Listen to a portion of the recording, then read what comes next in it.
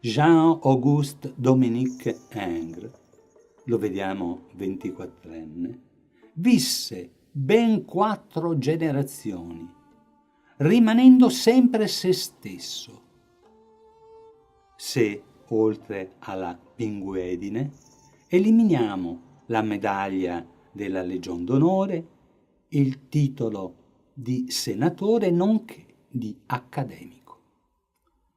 A chi avesse chiesto se lui fosse pittore avrebbe risposto piccato: «Ah, no, monsieur, io sono un pittore di storia». E da chi gli avesse chiesto l'8 gennaio 1867 perché si ostinasse a copiare una lamentazione su corpo di Cristo di Giotto, avrebbe risposto con voce sicura: per imparare.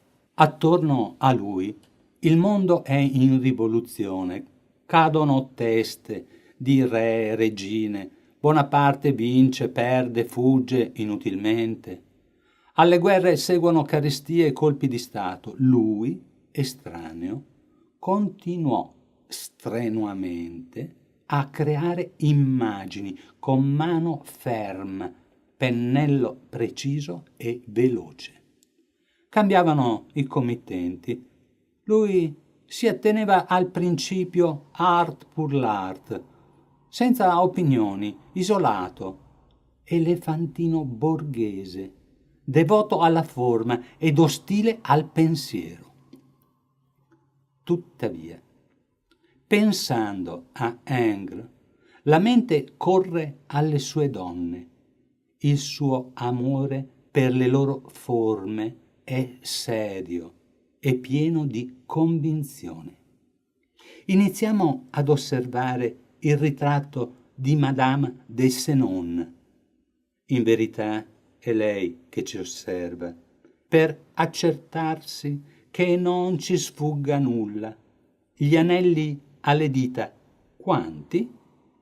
Le collane, la gorgiera di garza e, riflesso sul vetro, l'orecchino e tra i capelli in nero corvino un fermacapelli con gemme.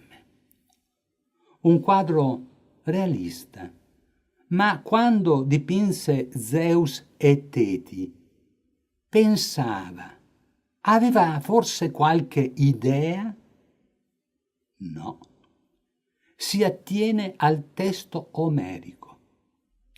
Teti implora Zeus in favore del figlio Achille, cingendogli con una mano le ginocchia e sfiorando con l'altra il mento.